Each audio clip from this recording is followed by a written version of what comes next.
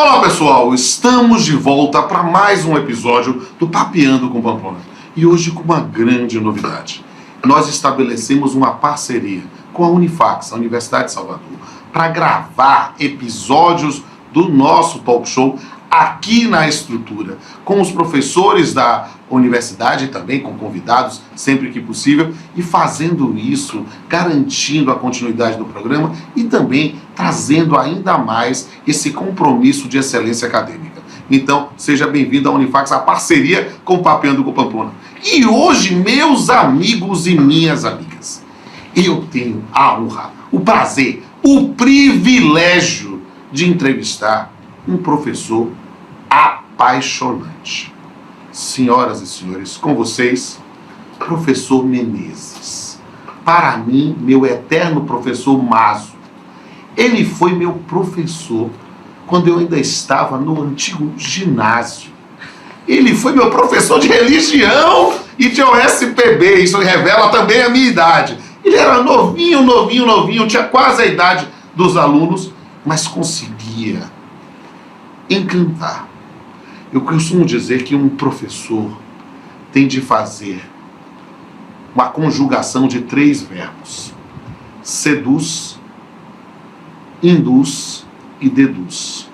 O professor precisa seduzir seus alunos e alunas para que eles se apaixonem por aquilo que a gente gosta. O professor precisa induzir seus alunos a pensar. E o professor precisa fazer com que os alunos deduzam suas próprias conclusões. Meus amigos, isso, que é quase uma quadrinha, é perfeito para o professor Menezes.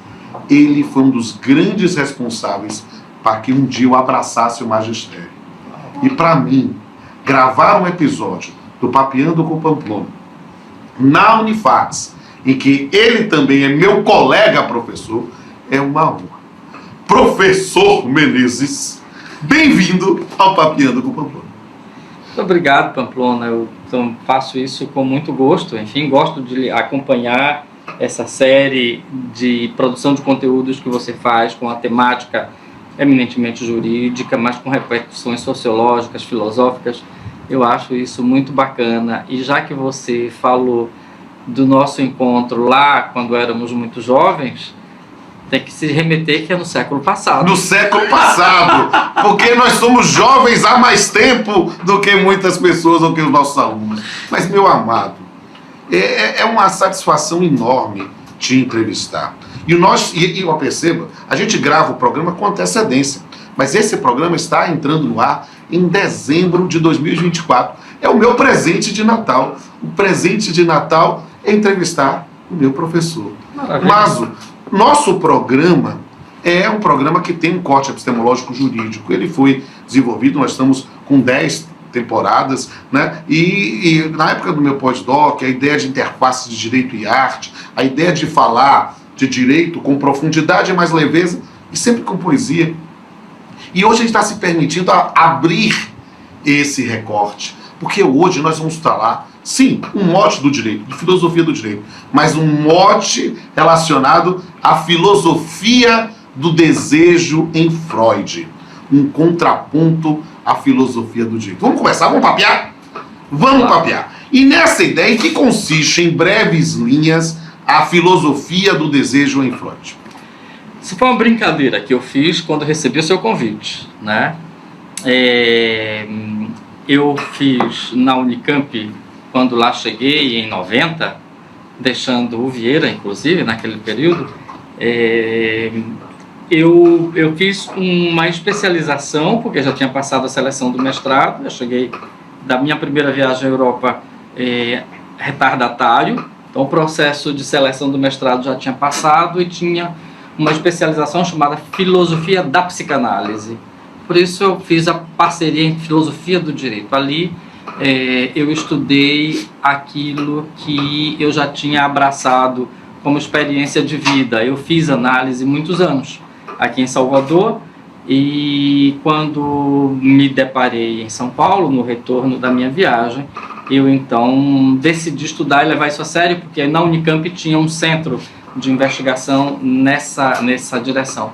Filosofia do desejo, porque em primeiro lugar, Pamplona, o meu fascínio pelo direito, eu escolhi o direito para estar performando aqui na Unifax, você sabe disso, passei pela psicologia, pelo serviço social, pelas engenharias, ensinando filosofia, que era uma maravilha, no sábado, até 13h, era divertidíssimo. Os meninos, enfim, enlouqueciam comigo e eu enlouquecia com eles, mas era uma maravilha, de fato.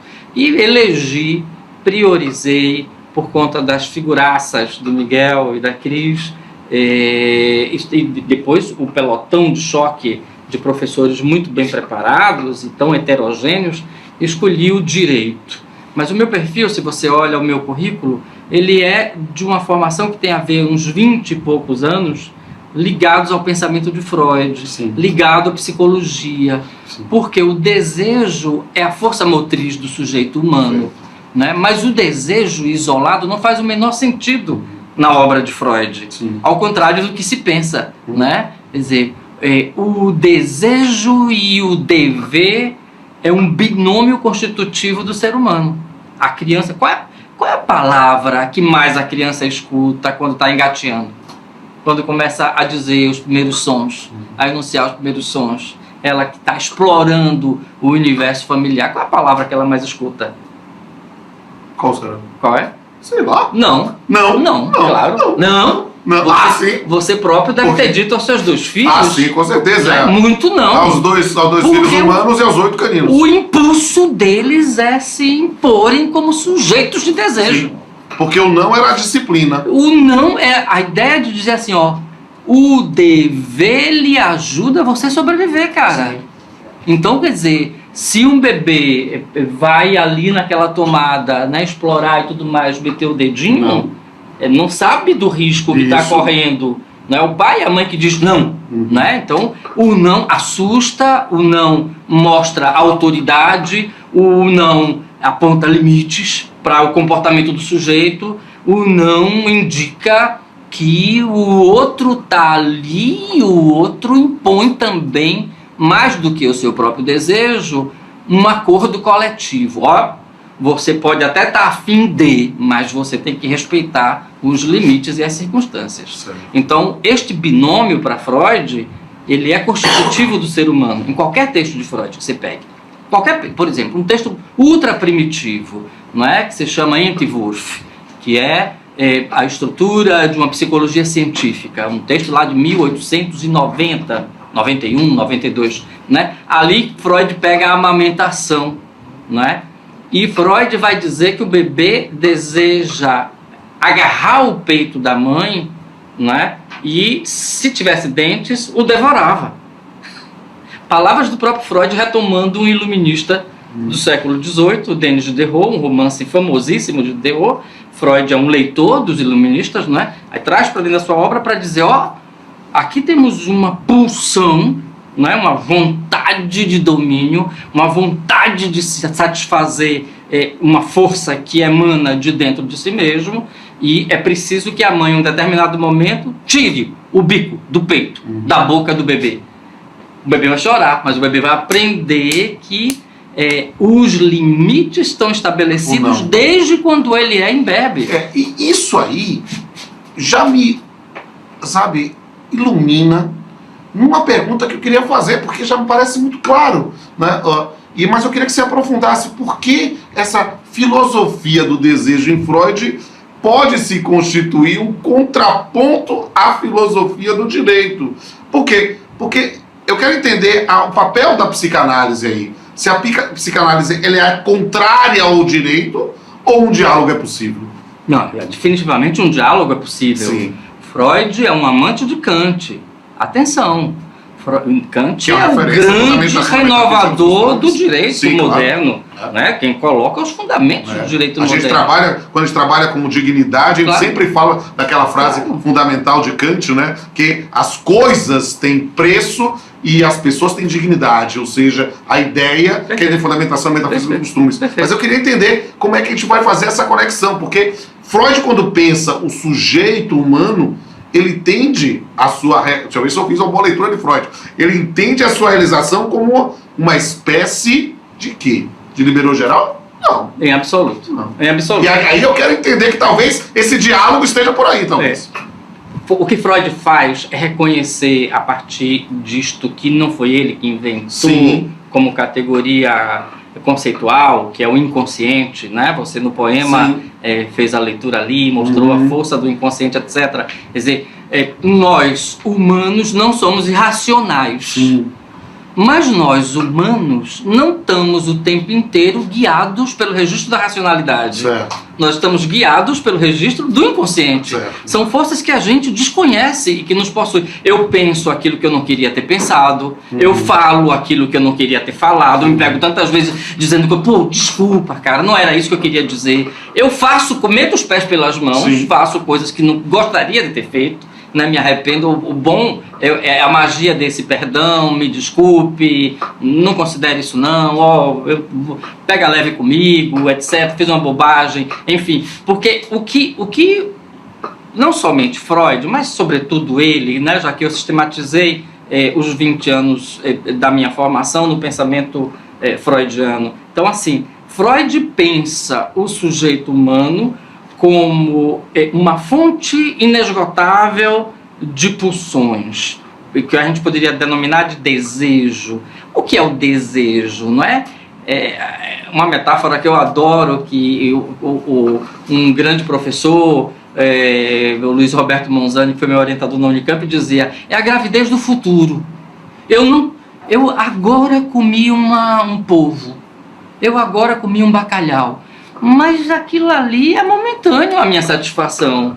Né? Eu estou já grávido do futuro. O que é que eu quero para a próxima refeição? Então, assim, quer dizer, eu sempre estou grávido de futuro. Né? O desejo é isto, é a gula pelo futuro, é a vontade do porvir, é isso daí. Então, quando Freud pensa a estrutura do sujeito humano, ele vai dizer, este impulso primeiro, ele é aprendido no âmbito familiar primeiro, depois no âmbito comunitário, a escola, a igreja, a sociedade, o espaço judiciário, o que lá seja.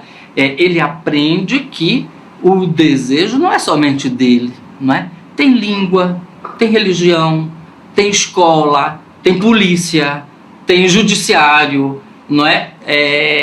Tem economia, tem uma série de instrumentos que dizem para o sujeito que ele é, sobretudo, sujeito de dever. Aí você vem com o sujeito de direitos depois. Ok, isso é verdade, a gente desenvolve. Mas veja que é uma espécie de tripé que se sustenta o pensamento de Freud, né? Então, eu diria, respondendo muito objetivamente a sua questão, que é uma espécie de sinergia entre psicanálise e direito, né? E essa sinergia tem a ver de não explorar somente uma dimensão de ostra do sujeito humano, né, de uma mônada fechada em si mesma, mas de pensar o sujeito humano como um complexo que envolve também essa coisa do social. Eu sou social porque está ali as questões do dever. Eu tô encantado com a ideia do contraponto dever-desejo. Sabe, porque o dever, como você colocou muito bem, ele é o foco do direito. Mas ele tem uma expressão, né, de uma dimensão social do homem. O desejo seria uma dimensão egoísta, individualista, que tenderia a desmontar o social? É um pouco isso, né? A gente vê as patologias mais graves, né? Esquizofrenia, psicopatia, etc. Enfim, como sendo as manifestações individuais que ameaçam o social o tempo inteiro. Eu posso matar o outro. E o não matar é uma regra eminentemente social. Nem o Estado pode matar. A pena de morte, a rigor, é a negação daquilo que Freud pensa. Nem o Estado pode matar em nome do que quer que seja. Eu posso pegar, tratar, aprender, disciplinar, controlar, qualquer coisa, menos tirar a vida, que é um bem absoluto, que é um valor absoluto. Então, eu poderia lhe dizer que essa força desiderativa, essa força do desejo, ela é do indivíduo, sim, mas a força do coletivo é a imposição do dever. Então, o indivíduo, ele pode, transbordando o seu desejo, destruir os laços sociais? Pode. Né? E a gente vê vários fatos.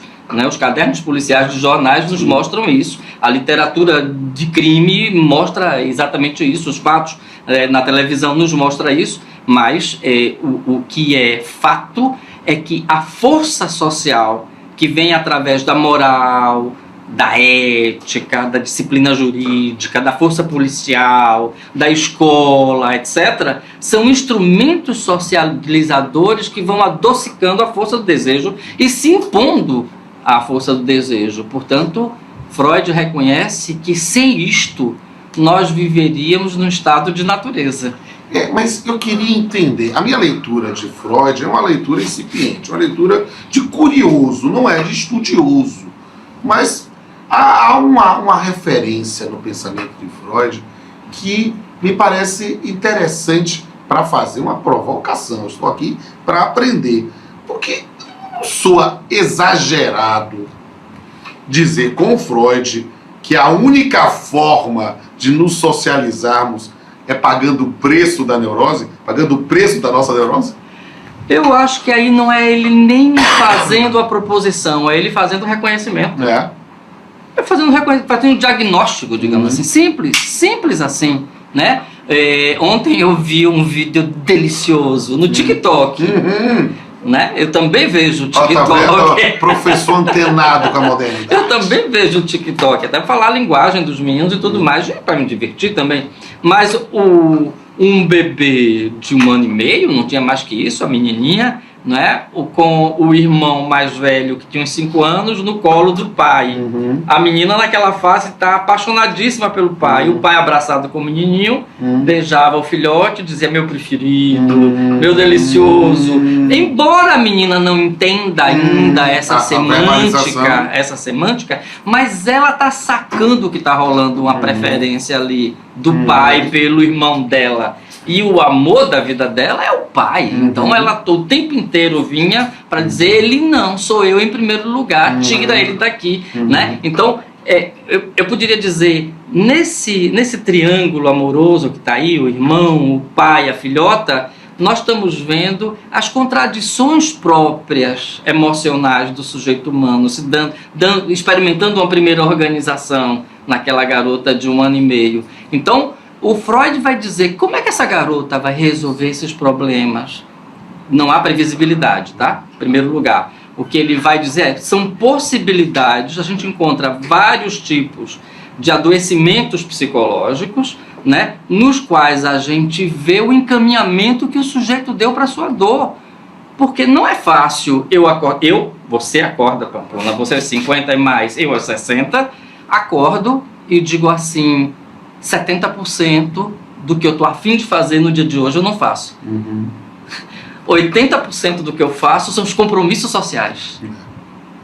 O bebê também, as crianças também.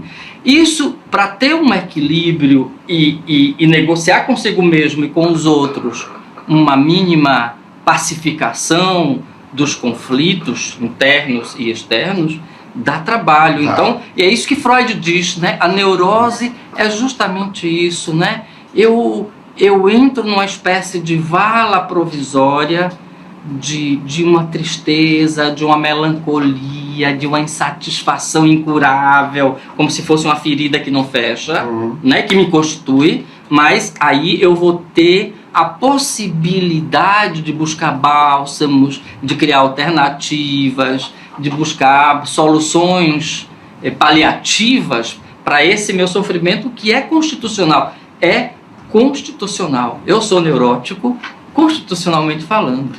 Olha, esse papo, eu acho que eu ficaria a tarde toda aqui batendo esse papo. Mas eu queria fazer uma pergunta, uma curiosidade que tenho há muito, né? E talvez como última pergunta desse primeiro bloco. No pensamento de Freud, cabe pensar o homem como um ser político? Assim, claro.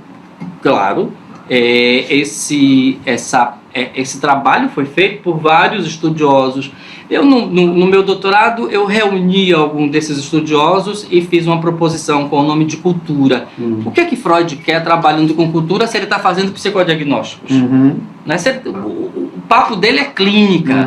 Né? Cultura quer dizer a pintura, as artes plásticas, a literatura, a música. O que Freud quer quando pega esse material e arrasta para a sua obra?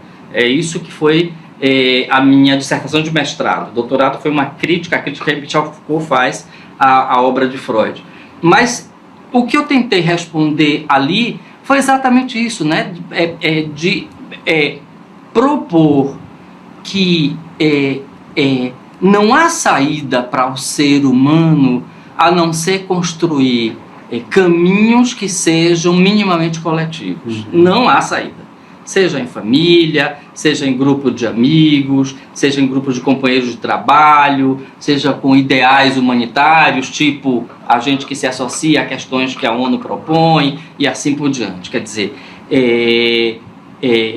o esforço humano deve ser sempre de construir renúncias ao que ele mais deseja.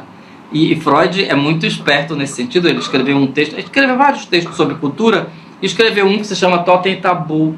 Ele diz assim: como as crianças, como os neuróticos, os primitivos, os humanoides, quando desceram das árvores, isso é um fato, embora a gente não tenha registro jornalístico, né? Mas isso é um fato. Os antropólogos deduzem isso com uma perfeição excepcional.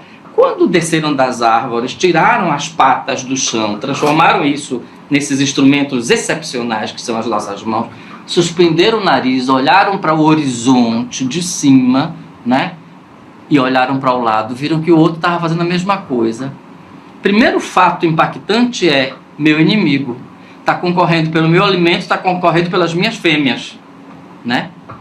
Problemático para as feministas e tal, mas enfim, é o que está lá no texto de Freud. Ok, então a pergunta de Freud é: como foi possível a que este inimigo se tornasse sócio para fundar uma sociedade?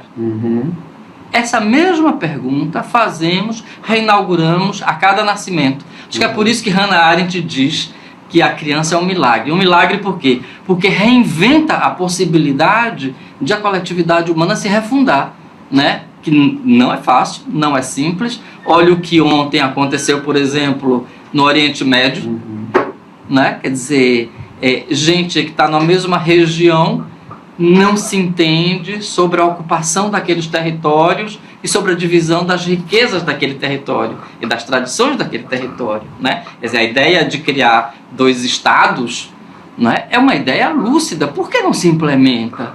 Né? Essa é uma grande pergunta. Então, isso também está, digamos assim, no horizonte de Freud. Quando Freud dá uma resposta a Einstein, uma carta que Einstein manda para Freud: por que a guerra, cara? O que justifica a guerra do ponto de vista da estrutura psicológica humana? E aí Freud faz um roteirinho de 3 páginas mostrando que isso é estruturante do humano e somente, não é, o erro e a tentativa vão permitir a gente fazer acertos frente aos muitos erros. Não há saída para o ser humano senão produto de resultados coletivos. Isso sem dúvida. Essa é a ideia. Sem dúvida. E o Papiano também é um resultado coletivo. Tem uma plateia aqui que está doida para fazer pergunta para vocês. Daqui a pouco a gente volta. Olá, meu nome é Cristiane Lage, eu sou professora, colega de professor Menezes, coordenadora aqui do curso de Direito da Unifax e também ex-aluna, assim como Rodolfo, né, na época do Vieira, de professor Menezes. Menezes, eu queria saber, de maneira muito, que eu acho assim, muito importante, eu queria entender por que a psicanálise, ela entende a lei como grande limitador do ser humano. Boa pergunta, muito boa pergunta. Eu também me lembro com muito gosto dos nossos encontros, Cris, né? Lá com o padre Guy Riffier, que me perguntava se vocês iriam me respeitar, porque eu era muito menino para poder estar ensinando primeiro ano do segundo grau, segundo e terceiro depois. Porque E ele foi meu professor na 7ª série, já digo logo. Por que a lei é o grande limite do humano? Porque é o único instrumento que desde muito cedo se impõe a esta força do indivíduo. Se você deixar... Vamos fazer um experimento imaginário aqui. Aliás, esse experimento foi feito por vários psicólogos. Se você deixar em uma sala da sua casa, na sua casa, por exemplo, 20 bebês de 2 anos de idade sozinhos, sem a vigilância de uma babá, de um pai, de uma mãe, o que você imagina que vai acontecer? O caos. O caos. Eles vão destruir, vão derrubar, vão pegar, vão morder, vão atirar, vai ser um inferno. Porque o impulso humano é de... Freud não inventou isso, não, gente. A pulsão, quer dizer, essa força que faz com que eu afirme a mim mesmo, né? Isso foi inventado por Spinoza, né? Ele chama de conatos, né? Quer dizer, eu tanto mais feliz sou quando eu me imponho e vejo de pé aquele que sou. Só que se eu precisar passar com um trator por cima do outro para que isso aconteça, eu passo. Então, e eu, em tese, não passo porque a lei me impede. É preciso uma força muito excepcional para barrar, conter e direcionar essa força primária, que é a força do indivíduo. Né? O Henri Bergson, por exemplo, no século XX, início do século XX, chama de elan vital. Freud vai chamar de pulsão. Né? Nietzsche vai chamar de vontade de potência. Né? Então, são conceitos muito específicos nas concepções desses caras, mas, de todo modo, há uma espécie de sinergia entre elas para dizer: nós somos indivíduos que nos impomos. Quem segura a nossa onda é a família, quem segura a nossa onda é a escola, quem segura a nossa onda é a polícia, quem segura a nossa onda é o Estado, quem segura a nossa onda são as imposições. Eu tenho um carro bacana, eu posso pegar e sair a 200 por hora, porque ele me dá essa possibilidade na paralela, porque eu não faço. Tem várias razões. Uma delas, as sanções derivadas das transgressões que eu fizer do pacto social. Eu sou proprietário do carro, mas a via pública, ela é regulamentada, normatizada, o seu uso, né, por dispositivos legais. Então a lei, ela é uma imposição de freio ao sujeito. E precisa ser. Senão o sujeito não se humaniza. O sujeito só se humaniza com isso, senão seríamos meros animais, meras bestas. Né? Então, quer dizer, a lei é um artifício da sociedade humana. Não é, por exemplo, a coisa genética do animal que respondeu, né, a um estímulo determinado. Não. O ser humano, ele faz acordo, inventa dispositivos jurídicos para dizer: vamos estabelecer um acordo aqui. Né? Então, a materialidade da lei dá visibilidade a esse acordo. Isso é Freud puro, na veia. Boa tarde, professor. Eu sou Rui Sérgio Deiró, seu colega e admirador. E eu gostaria de trazer a pergunta que me perturba um pouco relativamente a qual é o destaque do imperativo categórico na psicanálise. Isso é formidável, é uma coisa... Uma das características... Bom, Freud ganhou o prêmio Goethe de literatura, né, gente? Então, para dizer que na língua alemã ele foi reconhecido como um excelente escritor. Então, ele domina uma parte da literatura universal e a alemã seguramente. E Kant, ele incorpora em muitos dos seus trabalhos, inclusive os clínicos. E ele usa esse conceito de Kant, que é o imperativo categórico, que é fundamental para nós na área do direito, né, Rui? Sem dúvida nenhuma. Quer dizer, eu acho que é o que Kant, talvez, na minha humilde opinião, é o que Kant deu de modo mais, digamos, generoso, substancial ao direito. É aquilo que eu penso, pelo menos. Eu diria, o imperativo categórico em Freud, essa contribuição do Kant para o pensamento dele, é para justamente sistematizar isto, né? A experiência de freios e contrapesos do meu comportamento não deve somente ser imposto pela lei. Em algum momento, a criança, ali para os 4, 5 anos de idade, ela olha para o pai e diz: não é papai. Então já caiu a ficha. já internalizou a lei, a proibição, o limite. Esse freio de mão é o que vai ser um indicativo, os psicólogos dizem isso com muita naturalidade, digamos assim, vai ser um indicativo de que o sujeito vai poder viver a experiência do limite, do desconforto, da neurose, não é? Mas sem a gravidade de uma psicose, por exemplo, não é? Sem a gravidade de uma esquizofrenia, sem se arrebentar, enlouquecendo de vez. Então, assim, quando o sujeito internaliza, não é que ele vai ser cordato, né? A rebeldia do adolescente diz isso. Você teve filho adolescente? Sim. Sabe muito bem que a rebeldia é até saudável, sim. Não é? Você tem filhas pré-adolescentes, sabe como elas lhe contestam e tudo mais, mas é o sinal de que estão fazendo esses exercícios, né, de acolhimento dos limites que são impostos ao sujeito social. E nós somos sujeitos sociais. O sujeito psíquico, em Freud, não é aquele que está fechado, blindado em si mesmo. Ele é poroso ao social, necessariamente. Necessariamente. Olá, professor Menezes. Gostaria de agradecer o convite de poder estar aqui, de estar participando desse Papeando com Pamplona. Agradecer ao professor Pamplona. Professor, eu gostaria de saber, em verdade, se hoje nós adoecemos emocionalmente por conta do cumprimento desse dever. A nossa saúde mental deve observar e deve seguir uma supressão desse dever para ter uma completude? Não, de modo absoluto, José Cândido. Aliás, um nome filosófico, não é? Uhum. Os iluministas franceses usaram muito desse nome. Mas, enfim, não, a saúde mental, Zé Cândido, não é derivado de a gente deletar o dever.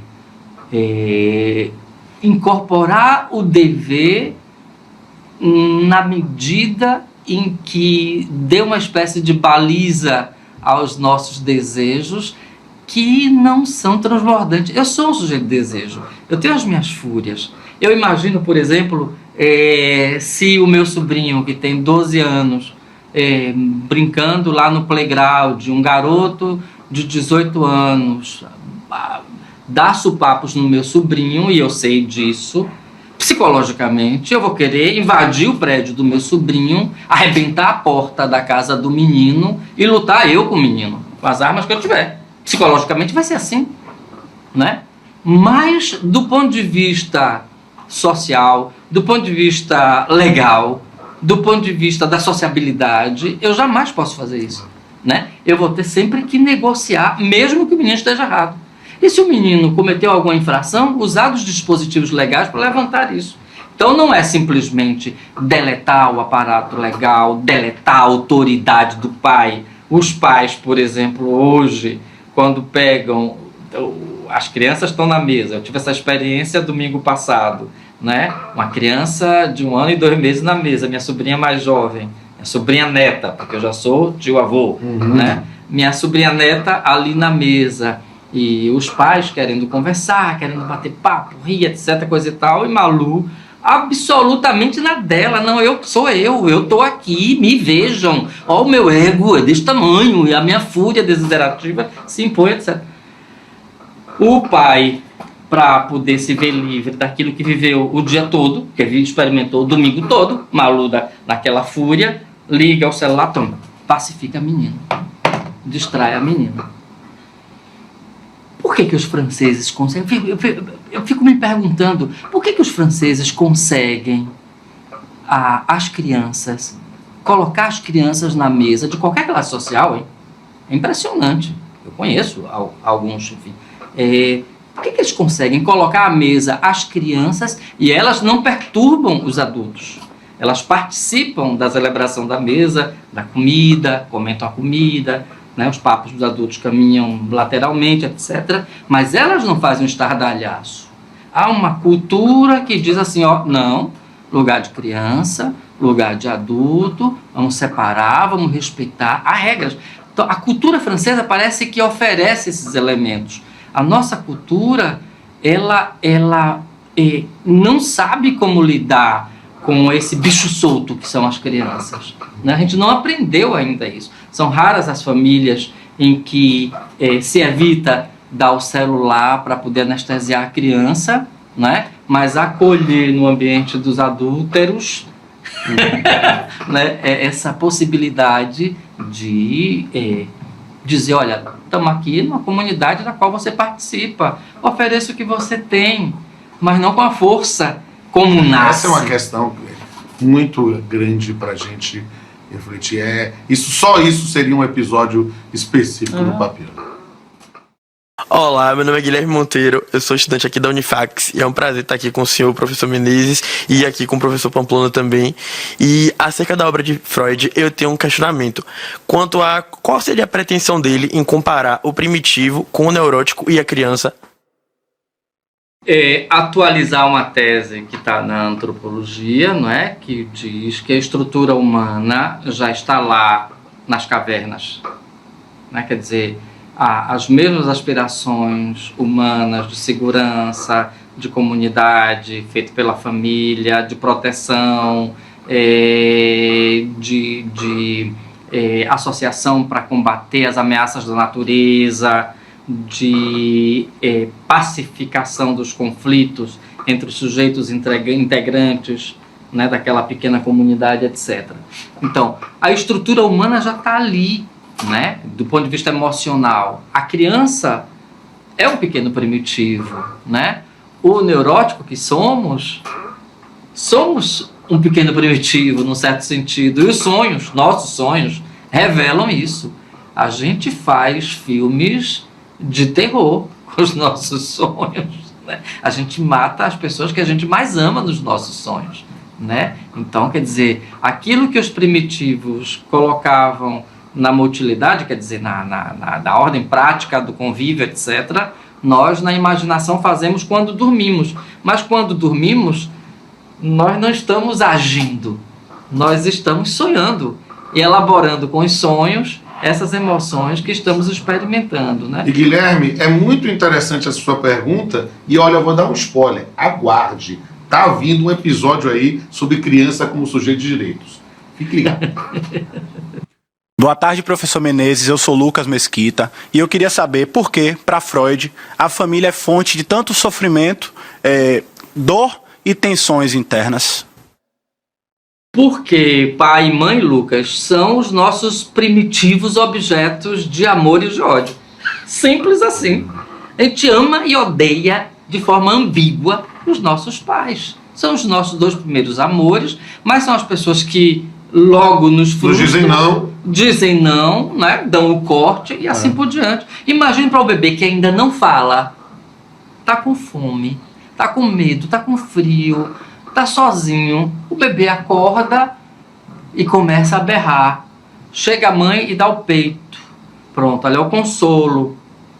Os bebês, um cara que sucedeu Freud, um pediatra, que depois se tornou psicanalista, se chama David Winnicott, cuidou das crianças durante a Segunda Guerra Mundial em Londres. Ele tinha um super orfanato que o governo inglês pagava ele com a expertise dele para ele cuidar, e ele desenvolveu com as teorias freudianas, etc., certas teorias que ele próprio criou, né? Ele vai dizer, os bebês são mais inteligentes do que a gente imagina.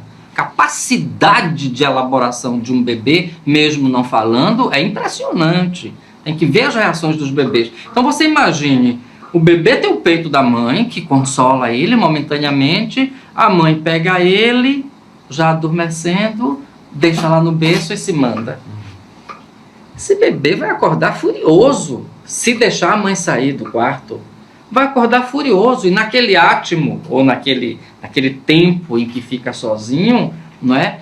As confusões mentais que ele vai estar colando como se fosse cenas de filme, de abandono, de medo, de ameaça, de desproteção, de desconsolo, de dor, de ardência, né, do próprio aparelho fonador, porque o bebê ele não é de mediação, ele é de tensão extrema. De ação o tempo inteiro. Então, Lucas, eu diria que é exatamente isso, né? Quer dizer, a família... Quem disse isso não fui eu.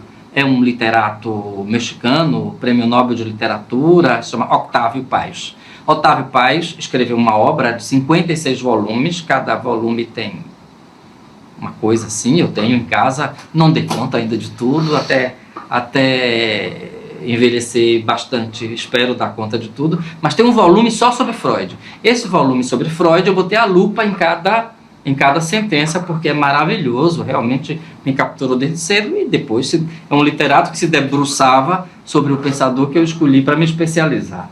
E ele diz exatamente isso, a frase é assim: a família é fonte de todos os crimes e adoecimento. Isso é Otávio Paz. Eu aprendi lendo Freud isto, diz Otávio Paz. Eu acho exagero, porque ao mesmo tempo que a família é fonte de muito sofrimento, mas é fonte de muita alegria também, né? A minha família, na esculhambação dela, me proporciona grandes alegrias também. É assim, faz parte. E eu posso falar sobre alegria nesse momento. Por quê? Porque, sabe aquele momento em que a gente tem que dizer, olha, eu estou realizando um sonho? E talvez eu esteja fazendo aqui direto do túnel do tempo. Porque eu estava fazendo as contas aqui. Eu fui seu aluno pela primeira vez em 1986. Exatamente. São 38 anos. Quase 40 anos. Meio século. Né? Quase meio século. E eu dizendo, aquele professor que me encantou quando eu tinha 14 anos, né? E que era tão jovem, quase da nossa idade, e que virou a nossa cabeça, né? Não somente da minha turma, mas de várias turmas aqui, e Cris, que está aqui na plateia, também é testemunha disso. Cara, eu estou muito feliz, porque eu estou realizando o sonho de entrevistar a minha inspiração para ir para o magistério. E eu quero que você me conceda o privilégio de fazer um brinde na indefectível canequinha do Papeando com Pamplonas. Yes! É isso aí. Como diz os espanhóis, arriba, abaixo, al centro e adentro. E meus amigos e minhas amigas, confiram os bastidores deste programa lá no Instagram, no perfil Papeando com Pamplona. Vejam os outros episódios que também estão lá no canal, no YouTube. Agora, nessa parceria com a Unifax, nós divulgando também em várias outras redes. Para nós vai ser sempre uma honra, um prazer, um privilégio poder entrevistar grandes nomes do direito e do magistério. Que bom estar aqui. Que bom poder gravar esse programa. E sempre encerrando o estudo com profundidade e leveza. E sempre com a visão poética do que a gente falou aqui hoje. Confira agora, hein? Filosofia do desejo. Um contraponto à filosofia do direito. No plano jurídico, onde a ordem se traça, a filosofia ergue sua estrutura e graça. Sob o véu legal, um desejo não se cansa, e o pensamento é na mente uma dança. Freud nos guia por sendas mais sombrias, onde o desejo não se cala, e sim se cria. Na sua análise, desvelam-se as vias que o direito não abarca, nem em fantasias. No tribunal da alma, o desejo é o juiz, com decisões próprias que ao direito contradiz. O inconsciente em segredo a verdade diz. À lei a libido se submete, mas nunca é feliz. O direito quer ordem, controle e norma, mas o desejo indomável nunca se conforma. Na trama do inconsciente, a paixão se transforma, desafiando o racional que a moral reforma. Enquanto o direito vigia, com regras e precisão, a filosofia do direito revela a pulsão.